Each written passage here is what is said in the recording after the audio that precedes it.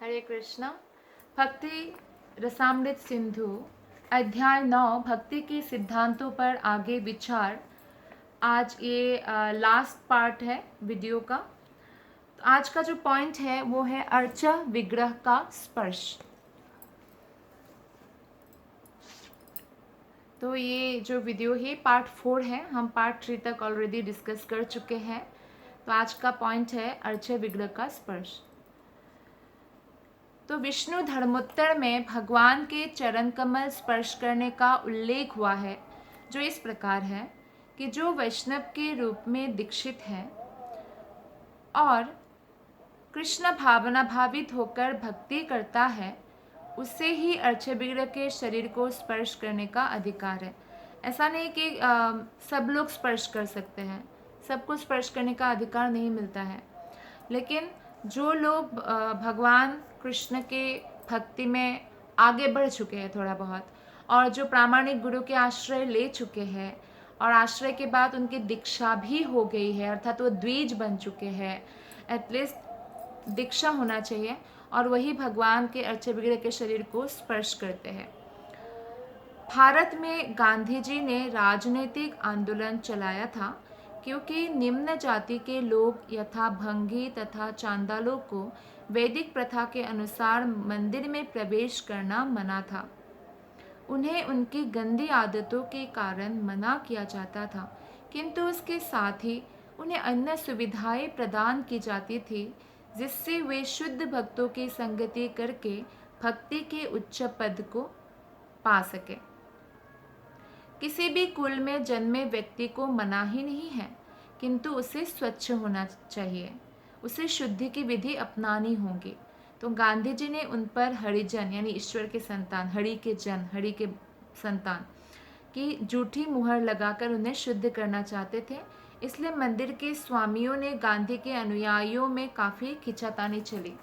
तो एक्चुअली जो शास्त्रों में कोई जन्म के अनुसार मना नहीं है मंदिर में आना, लेकिन मंदिर में आने का कुछ नियम होता है।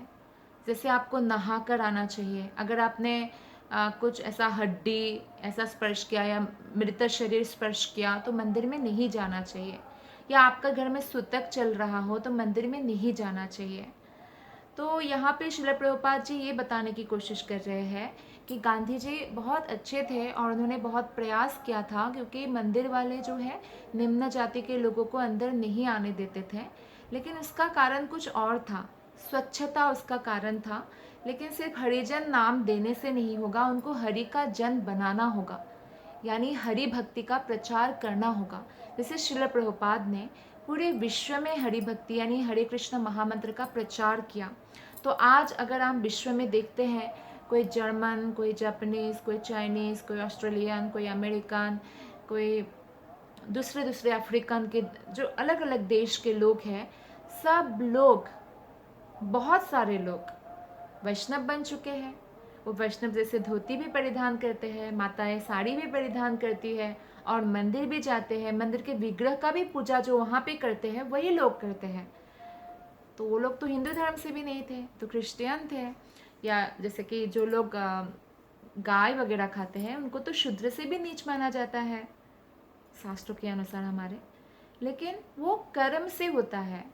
जैसे ही उन्होंने अपना कर्म चेंज कर लिया, गुण चेंज कर लिया और वैष्णव पद में श्रेष्ठ स्थित हो गए, तो वो सर्वश्रेष्ठ माना जाता है शास्त्रों के अनुसार भी। तो इसलिए श्रील प्रभुपाद इस बात पर एक्चुअली जोर दे रहे हैं कि अगर आपको हरि के जन बनना है, कि आप हरि के भक्त हैं, तो इसके लिए आपको ये विधि विधानों को, नियमों को, जो इसमें से इस पुस्तक में भी दिया हुआ है, हरि भक्ति विलास में, भक्ति रसामृत सिंधु में, श्रीमद् भागवतम में, भागवत गीता में जो भी आज्ञा है, हमें उसका पालन करना चाहिए। नहीं तो आप सोचिए, कई बार ऐसा होता है कि पुजारी जो है कुछ नियमों के प्रति इतने स्ट्रिक्ट हो जाते हैं कि जन्म के कारण कभी ऐसा हो सकता है कि वैष्णव को भी प्रवेश ना कर दे, क्योंकि उनका निम्न घर में जन्म हुआ है। तो भगवान रेसिप्रोकेट करते हैं, है ना। जैसे कई बार हम रास्ते से जाते हैं, मान लीजिए आपने एक व्यक्ति को सम्मानपूर्वक हरे कृष्ण बोला या नमस्ते बोला, तो उसने अहंकारवश आपको भाव ही नहीं दिया, तो भगवान वो प्रणाम स्वीकार करते हैं। हमारा वो प्रणाम विफल नहीं चाहता, क्योंकि भगवान उनके हृदय में बैठे हुए हैं और अहंकार के कारण पतन भी होता है व्यक्ति का। लेकिन हमें अपना कर्तव्य करना चाहिए और उसमें कोई भी लो फील या बुरा फील करने की आवश्यकता नहीं है। तो आपको एक कथा सुनाती हूँ उडुपी कृष्ण की, जो साउथ में है। उडुपी कृष्ण का मंदिर बहुत फेमस है। वो उडुपी कृष्ण वही है जो रुक्मिणी देवी द्वारका में एक बार कृष्ण से पूछते थे कि आपका जो बाल रूप था वो कैसा था, मुझे कभी कभी देखने का मन करता है। तो कृष्ण ने उनको एक विग्रह दिया अपने बाल रूप का, तो वो विग्रह का वो पूजा आराधना करती थी। वही विग्रह जो है बाद में कृष्ण की इच्छा से उडुपी आ जाते हैं और वही उडुपी कृष्ण है, बाल कृष्ण जो लाठी लेके है, जो बछड़ा चराने जाते हैं गाय के। तो वहाँ पे एक कनक दास एक भक्त थे जो शूद्र कुल में जन्म लिया था, लेकिन भगवान के अनन्य भक्त थे। तो क्या हुआ, उनको जो है कभी भी उन लोगों के लिए ऐसा था कि आप सामने से दर्शन नहीं कर सकते हो, लेकिन पीछे की डोर से जो है आप देख सकते हो, पीछे की जो है खिड़की से आप देख सकते हो, थोड़ा ऐसा था। तो फिर उनको बहुत दुख हुआ कि पीछे से तो भगवान का पीठ ही दिखेगा, तो सामने से दर्शन तो नहीं हो पाएगा। तो वो इस तरह से प्रार्थना करते करते फिर मतलब रात बिता दी ऐसा, मतलब इतना उनको भगवान का दर्शन का अभिलाषा था कि सामने से दर्शन हो। तो रातों रात जो विग्रह था वो घूम गया, और आज भी सारे भक्त खिड़की से ही दर्शन करते हैं, एंट्री करते ही दर्शन नहीं है, पीछे से ही दर्शन है। तो भगवान रेसिप्रोकेट करते हैं। तो इसलिए हमें जैसे कि और एक कथा है इस मामले में, जैसे लाल बेग का पुत्र छाल बेग। लाल बेग एक मुसलमान राजा थे और बहुत ही मतलब जैसे योद्धा थे, वो बहुत अच्छा योद्धा। तो औरंगजेब, आपको मालूम है कि उस समय समस्त हिंदुओं को पकड़ पकड़ के वो ज़बरदस्ती मुसलमान बनाते थे, तो जो नहीं बनते थे उनको मार देते थे। तो ऐसे औरंगजेब अत्याचारी थे बहुत। तो फिर उन्होंने लाल बेग को भेजा कि जाओ वो जगन्नाथपुरी के साइड जाओ, वहाँ पे आक्रमण करो। और उस समय ना औरंगजेब ने बहुत मंदिरों को तोड़ फोड़ कर दिया, है ना। तो फिर बोला कि और बहुत सारे ब्राह्मणों को मंदिर का विग्रह को बचाकर, जैसे वृंदावन के विग्रह जयपुर चले गए, करौली चले गए, तो छुपा कर ले जाना पड़ा। तो उधर औरंगजेब ने लाल बेग को भेजा कि जाओ पुरी का मंदिर तोड़ दो और ये सब मंदिर तोड़ दो, ऐसा। तो जब लाल बेग आ रहे थे ये सब करने के लिए, तब उन्होंने देखा एक स्त्री को और उनके सौंदर्य से वो मोहित हो गए। नदी के किनारे देखा जब वो स्नान करने गई थी, ऐसा कुछ था। तो फिर वो बहुत मोहित हो गए और उन्होंने उनको विवाह का प्रस्ताव दिया, लेकिन वो एक ब्राह्मण की विधवा स्त्री थी। तो उन्होंने कहा कि मैं विवाह नहीं कर सकती हूँ, मैं ब्राह्मण की विधवा हूँ। लेकिन लाल बेग ने नहीं माना, और विधवा वो समझ गई कि जो ऐसे है कि हो सकता है मुझे ज़बरदस्ती भी करेंगे अगर मैं नहीं मानूंगी, तो क्यों ना मैं जगन्नाथ मंदिर को ये कोई आक्रमण ना करेंगे, इस वचन पर इनसे विवाह कर लेती हूँ। तो उन्होंने ये वचन दिया, ठीक है मैं विवाह करूँगी एक शर्त पर कि आप जगन्नाथ मंदिर नहीं तोड़ेंगे, ना कोई आप उसमें अनिष्ट करेंगे, कोई भी यहाँ पे मंदिर का तोड़ फोड़ आप नहीं करेंगे। तो लाल बेग मान गए। तो फिर लाल बेग से एक पुत्र हुआ छाल बेग, और भले ही वो मुसलमान पिता के पुत्र था, लेकिन क्योंकि माता ब्राह्मण थी ना, तो माता उनको बचपन से ही कृष्ण भक्ति दी थी, और जिससे वो कृष्ण भक्त बन गया बचपन से। तो जब औरंगजेब को पता चला, तब बच्चे का 13-14 साल हो चुका था। तो औरंगजेब को पता चला कि ये तो कुछ कार्य नहीं कर रहा है, मेरा तोड़ फोड़, लोगों को मार काट कुछ नहीं कर रहा है। तो औरंगजेब ने सेना भेजा लाल बेग को मारने के लिए। तो लाल बेग ने बड़ी ही वीरता के साथ सेना का सामना किया और वीरगति को प्राप्त हो गया, और उनका बेटा भी उस युद्ध में गया था। तो बेटा लेकिन बच गए, पर उनके पूरे शरीर में तलवार का घाव, बहुत सारा घाव घाव घाव हो गया, जैसे बहुत हालत खराब, किसी तरह बचा वो। और इतना घाव, इतना दर्द। तो फिर वो, लेकिन माता ने कहा कि, माता ने घाव में मरहम तो लगाया, लेकिन माता ने कहा कि तुम्हें कृष्ण ही बचा सकते, तुम कृष्ण का स्मरण करो। तो कृष्ण का स्मरण करते रहते थे, घाव में, दर्द में, बिस्तर में पड़े पड़े। तो क्या हुआ, रात को उनको स्वप्न आया कि एक छोटा सा बालक हाथ में मक्खन लेके, एक कटोरी में मक्खन लेके छाल बेग को बोल रहे हैं आपको बहुत जख्म हो रहा है ना, आओ मैं दवा लगा दो। तो मक्खन लगा रहे हैं पूरे घाव में। और सुबह सपने से जब उठा तो छाल बेग चिल्लाने लग गया ज़ोर ज़ोर से, माँ माँ माँ, माँ को पुकारने लग गया। तो माँ आई तो बोला देखो मेरा घाव ठीक हो गया है। वो एक छोटा सा बालक आया था, मोर पंखधारी, जो आप कृष्ण बोलते हो। तो वो आके मेरे को मक्खन लगाया पूरे शरीर में, और देखो मेरा एक भी घाव नहीं है। तो ऐसा चमत्कार देखा तो पागल सा हो गया कृष्ण का दर्शन पाने के लिए। तो माता से कहा मुझे बताओ मैं उनका फिर से दर्शन कैसे करूं। तो माँ ने कहा कि बेटा उनका दर्शन तो जगन्नाथपुरी मंदिर में ही हो सकता है, तो आप मंदिर में जाओ, मंदिर में दर्शन हो सकता है। तो माता तो ब्राह्मण स्त्री थी, वो तो जगन्नाथ के दर्शन कर चुकी थी, लेकिन ये मुसलमान पिता के पुत्र थे और जगन्नाथपुरी मंदिर में हिंदू के अलावा किसी का प्रवेश वर्जित है। और फिर जब वो दर्शन करने गए तब पांडा ने ऑब्वियसली प्रवेश नहीं करने दिया। तो वो इतने दुखी हो गया क्योंकि वो तड़प गए थे भगवान को सपने में देखकर, भगवान को दर्शन करना ही करना है, अब जगन्नाथ का दर्शन करना ही करना है। वो पागलों जैसा हो गया।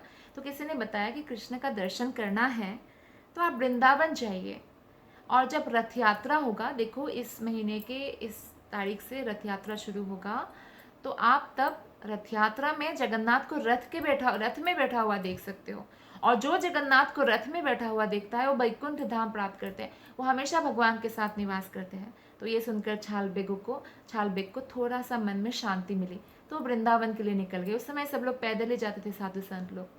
तो वृंदावन में गए, वृंदावन में कृष्ण का दर्शन किया, हजारों मंदिर है, दर्शन करते रहे। और जब उनको लगा कि अभी बस एक ही महीना है जगन्नाथ के रथ यात्रा निकलने को, तो वो पैदल चलना शुरू किया। लेकिन बीच में बीमार भी पड़ गया। आप देखिए ना, कभी बारिश कभी धूप, और उस समय धूप बहुत होता है, और खाना पीना भी इतना रास्ते में अच्छा तो होता नहीं, और ऐसे भी साधु लोग इतना कहाँ खाते हैं। तो शरीर दुर्बल हो गया, तो उनको थोड़ा समय लग गया। तो उनको जगन्नाथपुरी का रथ तब तक निकल चुका था। तो लेकिन छाल बेग तो आया नहीं, और जगन्नाथ का रथ जो है रुक गया बीचों बीच रास्ते का। हाथी ला के खींच रहे हैं, सारा इंतजाम कर रहे हैं, हिल नहीं रहा, एक इंच भी नहीं हिल रहा। तो पांडा समझ गए कि ये जगन्नाथ जो है किसी उनके बहुत प्रिय भक्त का यहाँ पे प्रतीक्षा कर रहे हैं, तो ऐसे रथ हिलेगा नहीं, उनके आने तक हमें इंतजार करना होगा। 8 दिन हो गया। 8वें दिन जब छाल बेग आए और भगवान का दर्शन किया, प्रणाम किया, तब जाकर जो है रथ चल पड़े। तब लोगों को पता चला कि छाल बेग के लिए जगन्नाथ प्रतीक्षा कर रहे थे। छाल बेग को बहुत दुख हुआ कि मेरे कारण मेरे प्रभु इतने धूप में इतने दिन तक सड़क पे ही खड़े रहे। तो आप देखिए, कोई कैसे भी जन्मा हो, अगर उन्होंने अनन्य भक्ति किया है, भगवान के प्रति प्रेम हृदय में डेवलप किया है, तो ऐसा कभी भी नहीं होता है कि भगवान रिसिप्रोकेट नहीं करते हैं, हमेशा करते हैं कृष्णा ऐसा। तो इसलिए ऐसा नहीं है कि अच्छा जन्म इसमें हो इसलिए मंदिर में प्रवेश नहीं करा, ऐसा नहीं है। पहले ऐसा इस हिसाब से होता है कि जो स्वच्छ नहीं है वो भले ही ब्राह्मण ही परिवार में क्यों ना जन्म लिया, वो मंदिर में प्रवेश नहीं कर सकते हैं, क्योंकि वो भगवान का जगह है, वहाँ पे कुछ पवित्रता मेंटेन करना होता है। वर्तमान नियम समस्त शास्त्रों द्वारा सम्मत है कि जो कोई भी शुद्ध हो मंदिर में प्रवेश कर सकता है। वस्तुतः यही स्थिति होनी चाहिए। जो उचित रीति से दीक्षित है, जो नियम पालन करते हैं, यम नियम क्या करना चाहिए क्या नहीं करना चाहिए, जैसे हरे कृष्ण महामंत्र का 16 माला रोज करना चाहिए, क्या नहीं करना चाहिए, मांस नहीं खाना, नशा नहीं करना, जुआ नहीं खेलना, अवैध यौन संबंध नहीं करना, चोरी नहीं करना, तो ये सब पालन करता है वही प्रवेश कर सकता है। अर्च विग्रह को स्पर्श कर सकता है, अर्च विग्रह मंदिर के मूर्त को, सभी लोग मूर्त को स्पर्श नहीं कर सकते हैं। और जो व्यक्ति ऐसे नियमों का पालन करते हुए अर्च विग्रह के शरीर का स्पर्श करता है, वो तुरंत भौतिक पापों के कलमश से मुक्त हो जाता है, और उसकी सारी इच्छाएं भी अविलंब पूरी होती है। तो हम सबको इसलिए प्रयत्न करना चाहिए कि हम गुरु धारण करें, वो भी प्रामाणिक गुरु, किसी भी गुरु को नहीं, और उनसे दीक्षित हो और भक्ति के नियमों का दृढ़तापूर्वक पालन करें। अर्च विग्रह का दर्शन, वराह पुराण में ये नेक्स्ट पॉइंट है अर्च विग्रह के दर्शन के बारे में। जब हम मंदिर जाते हैं, भगवान का दर्शन करते हैं, वराह पुराण में मंदिर में श्री कृष्ण के अक्षय विग्रह के दर्शन की प्रशंसा में एक कथन आता है। भक्त कहता है, हे वसुंधरा, जो व्यक्ति वृंदावन जाता है और वहाँ गोविंद देव के अक्षय विग्रह का दर्शन करता है, वो यमराज के दरबार से मुक्त होकर देवताओं के निवास स्वर्गलोक में प्रवेश कर सकता है। अर्थात वृंदावन आना ही एक बहुत बड़ा सौभाग्य है। श्री राधा रानी की कृपा के बिना, अनुमति के बिना कोई भी वृंदावन में ना रह सकता है, ना प्रवेश कर सकता है। और तुलसी देवी की भी कृपा होना बहुत आवश्यक है। वृंदावन, वृंदा मतलब तुलसी देवी। तो यहाँ पे इतना इतना बहुत लंबा वृंदा देवी ने तपस्या किया था, तो इसीलिए इस जो जगह है उसमें भगवान विष्णु ने आशीर्वाद दिया, जो कोई भी वृंदावन में थोड़ा सा भी भक्ति करेंगे उनको हजारों गुना फल मिलेगा। और वृंदावन तुलसी देवी का ये वन ऐसे माना जाता था। लेकिन तुलसी देवी ने एक बार अपने श्री स्वामिनी जो है उनके श्रीमती राधिका, उनको वृंदावन अर्पित किया पूर्ण समर्पण की भावना से, और इसीलिए राधा रानी का एक नाम है वृंदावनेश्वरी। तो वृंदावन में अगर कोई गोविंद देव का दर्शन करता है तो उसको कभी भी यमराज के दरबार नहीं जाना पड़ता और वो मुक्त हो जाते हैं। और इसका अर्थ यह हुआ कि एक सामान्य व्यक्ति भी यदि जिज्ञासावश वृंदावन जाता है और देवयोग से गोविंद देव के मंदिर का दर्शन करता है तो उसे वैकुंठ लोक ना सही लेकिन स्वर्गलोक मिल जाता है। मतलब अगर कोई अभक्त भी है, सामान्य व्यक्ति भक्त करे तो क्या बात है, उनको तो वैकुंठ लोक मिलेगा। लेकिन जो यहाँ पे वराह पुराण के अनुसार यह है कि अगर कोई ऐसे भी दर्शन कर ले तो उनको यमराज का दरबार तो नहीं मिलेगा, कम से कम स्वर्ग में प्रवेश मिलेगा। गोविंद देव का दर्शन करना चाहिए। वृंदावन में आए तो सदगोस्वामियों के जो मंदिर है वो हमें दर्शन करना चाहिए। जैसे राधा दामोदर है, मदन मोहन है, गोविंद देव है, तो वो एटलीस्ट स्वर्गलोक जा सकते हैं। तो एटलीस्ट उनका डिमोशन तो नहीं हुआ, पृथ्वीलोक से सीधा नरक तो नहीं गए, कम से कम स्वर्ग गए। तो एक सामान्य व्यक्ति को भी जब ये लाभ मिल सकता है, तो इसका भाव यह है कि वृंदावन में गोविंद के अक्षय विग्रह का दर्शन करने मात्र से वो पवित्र जीवन पा सकता है। तो इसलिए हमें वृंदावन आते रहना चाहिए और वृंदावन में मंदिरों का दर्शन करते रहना चाहिए। और इस प्रकार से अक्षय विग्रह के दर्शन करते रहने से हमें कितना लाभ होता है हमें पता भी नहीं चलता। ये चीज़ इतनी सूक्ष्म है ना, जैसे आप कुछ खाते तो आपका पेट भर जाता है ना, तो ये चीज़ जो सूक्ष्म है तो इसलिए पता नहीं चलता है लेकिन काम हो जाता है। तो भगवान से प्रार्थना किया हुआ कोई भी प्रार्थना विफल नहीं होता और भगवान इसे समय पर ही हमें देते हैं। नेक्स्ट पॉइंट है, ये लास्ट पॉइंट है इस अध्याय का, आरती तथा उत्सवों को देखना। स्कंद पुराण में अक्षय विग्रह की आरती पूजा का दर्शन करने से जो फल प्राप्त होता है उसका वर्णन इस प्रकार है। आरती के समय यदि कोई व्यक्ति भगवान के मुख का दर्शन करता है तो वो लाखों वर्ष पूर्व के सारे पाप कर्मों के फलों से मुक्त हो सकता है। यहाँ तक कि ब्राह्मण हत्या या अन्य वर्जित कर्मों से भी उसे क्षमा कर दिया जाता है। पूर्व जन्म में हमने जाने क्या क्या पाप किया होगा, बहुत सारा पाप होता है, ब्राह्मण हत्या भी होता है और भी बहुत प्रकार के पाप होता है, लेकिन वो भी नष्ट हो सकता है स्कंद पुराण के अनुसार अगर। इसलिए आरती के समय जाते हैं ना लोग मंदिर दर्शन करने, क्यों जाते हैं? आरती जब भगवान को दिखाते हैं ना, अगरबत्ती दिखाते हैं, दीप दिखाते हैं, भगवान को फूल अर्पित करते हैं, वस्त्र अर्पित करते हैं और पंखा जलाते हैं, चामर। तो जब आरती दिखाते हैं, दीप दिखाते हैं, जो पूरा आरती, जो कोई भी ऐसे दर्शन करते भगवान का मुख, सुंदर मुख, उस समय सब लोग आरती के समय खड़े हो जाते हैं। नरसिंह आरती बैठ के गाया जाता है और बाकी आरती में हम खड़े हो जाते हैं। और खड़े होकर जब भगवान का मुख हम दर्शन करते हैं हाथ जोड़कर भक्ति भाव से, या हम कीर्तन करते करते ताली बजाते हुए दर्शन करते हैं, तो कितना लाभ होता है कि हमारा जो है कई लाखों वर्षों का भी जो पाप है वो नष्ट हो सकता है। तो इसलिए हमें आरती के समय मंदिर ज़रूर जाना चाहिए। जैसा कि पहले बतलाया जा चुका है, विभिन्न प्रकार के उत्सव मनाए जाते हैं, यथा कृष्ण जन्म दिवस, राम जन्म दिवस, ये सब भी उत्सव मनाया जाता है मंदिर में।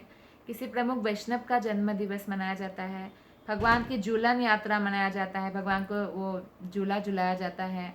दौल यात्रा मार्च महीने में जो भगवान की लीलाएं हैं तो मंदिर में बहुत सारे उत्सव होता रहता है, और इन सारे उत्सवों में भगवान को रथ पे बैठा कर पूरे शहर में रथ में घुमाया जाता है, हरिनाम किया जाता है, और जो लोग इस प्रकार भगवान का विग्रह का दर्शन करते हैं उनको बहुत बड़ा लाभ होता है। भविष्य पुराण में कहा गया है, यदि ऐसे उत्सव में चांदाल भी, चांदाल मतलब जो कुत्ता खाते हो, चाहे वो भी आ जाए और भले ही उत्सुकता बस कि क्या हो रहा है मैं देखूं, वो रथ पर आसीन भगवान का दर्शन करता है तो उसकी गिनती विष्णु की संगियों में की जाती है, तो उसका तुरंत प्रमोशन हो जाता है। वो शातिल होता है, हमें पता नहीं चलता लेकिन हो जाता है। तो इसलिए हमें दर्शन ज़रूर करना चाहिए, ऐसे नहीं आलस नहीं करना चाहिए। और अग्नि पुराण में कहा गया है, जो व्यक्ति आनंद मग्न होकर मंदिर के अच्छे विग्रह की पूजा देखता है और उसे पंचरात्र में वर्णित क्रिया योग का फल प्राप्त होगा। क्रिया योग साधन भक्ति जैसी पद्धति है, किंतु यह विशेष रूप से योगियों के लिए है, और दूसरे शब्दों में इस धीमी विधि से योगी भी अंततः भगवत भक्ति को प्राप्त हो सकते हैं। तो अग्नि पुराण हो चाहे स्कंद पुराण हो, समस्त पुराणों में इसका लाभ दिया गया है कि अगर आप आरती के समय भगवान की आरती किया है, भगवान को दीप दिखा रहे हैं, भगवान का आप मुख दर्शन कर रहे हैं, या रथ यात्रा भगवान का हो रहा है, आप रथ में भगवान को आसीन दर्शन कर रहे हैं, तो इसका इतना बड़ा लाभ है कि जिसका हम कल्पना भी नहीं कर सकते हैं। तो हमारा सर्व मंगल हो सकता है इस तरह से। तो अगर हम इस प्रकार जो ये भक्ति के सिद्धांत बताया गया है भक्ति रसामृत सिंधु में, हम पालन करेंगे तो हम धन्य धन्य हो सकते हैं। तो हमें इसको अपने जीवन में अभ्यास में लाना है, एक साथ नहीं आ सकता सब कुछ, तो धीरे धीरे लाना है, और इस तरह से हम अपना जीवन पूरी तरह से सौभाग्य से पूर्ण कर सकते हैं। बहुत बहुत धन्यवाद आपका। हरे कृष्ण।